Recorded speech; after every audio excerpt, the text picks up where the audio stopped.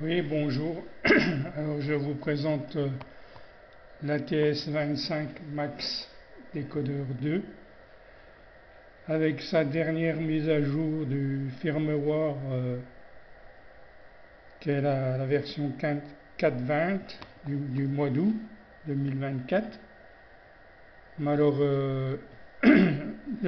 ce modèle de poste est équipé d'un processeur SI 4732. Donc quand vous faites les mises à jour, vous vous apercevez que vous n'avez pas la bande 6 mètres, la bande 2 mètres, la bande R, la bande marine et la bande VHF. Alors je trouve ça un peu ridicule. Et quand vous allez sur le site du firmware fait par l'auteur, vous avez une synoptique d'un schéma qui vous permet d'avoir la validation de ces bandes à condition de changer le processeur 4732 par le processeur SI 5351A. Alors, bon, si vous êtes technicien en électronique, il n'y a peut-être pas de problème pour vous pour changer ce processeur. C'est un processeur qu'on trouve sur Internet, hein, ça ne vaut pas très cher.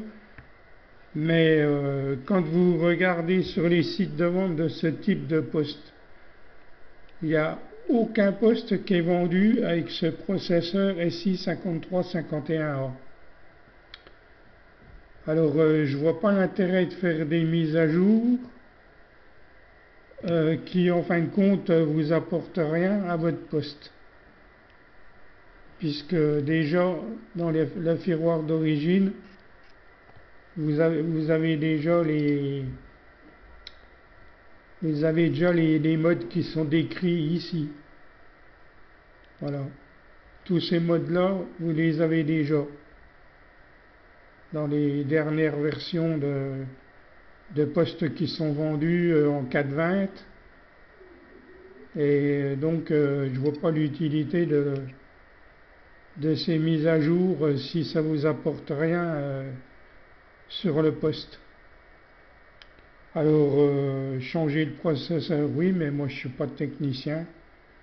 Donc je suis un peu déçu. Pas par le poste, hein. Le poste lui-même fonctionne très bien. C'est un très bon matos.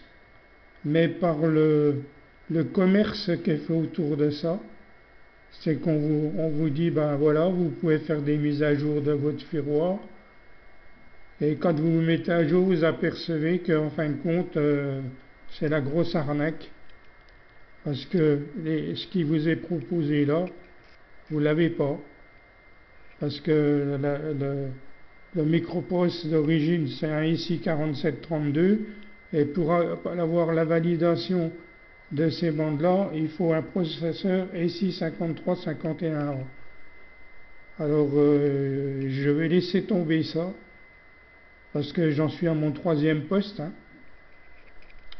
J'ai eu le premier poste, le tout premier, qui lui n'avait aucun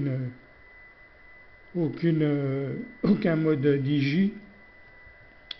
Après, j'ai racheté le ATS Max décodeur, qui lui avait un petit peu plus de choses. Et celui-ci, qu'est-ce qu'il a en plus? Il a le Bluetooth. Et puis, je ne sais plus trop dans les Digi, là,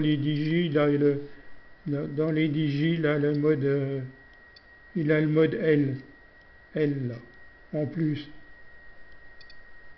Alors, je vais laisser tomber un peu ça. Je vais m'orienter sur un Malahite DSP2, version 2.40, qui lui a une couverture de 10 kHz à 2 Go, avec tous les modes. Il a les modes de décodage FT8, RTT, enfin tous ces trucs-là. J'en ai trouvé un J'en ai trouvé un sur AliExpress dans les 308 euros ou quelque chose comme ça. Alors, ce qu'il faut faire attention quand vous allez vous acheter par exemple un Malahite DSP2, de bien vérifier la version du firmware. Parce qu'il y en a des moins chers, mais c'est les versions 230. Alors que la dernière version, c'est la version 240. Voilà. Et je trouve que le Malahite DSP2, il est beaucoup plus complet au niveau des bandes, au niveau de tout ça, que ces trucs-là.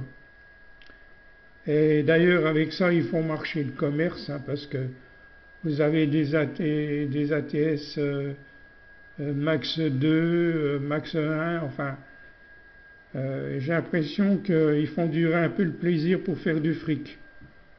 Voilà. Voilà une petite vidéo, mais cela dit, c'est du bon matériel, ça marche bien. Par contre, je n'ai pas trouvé d'ATS 25 avec le processeur 5351.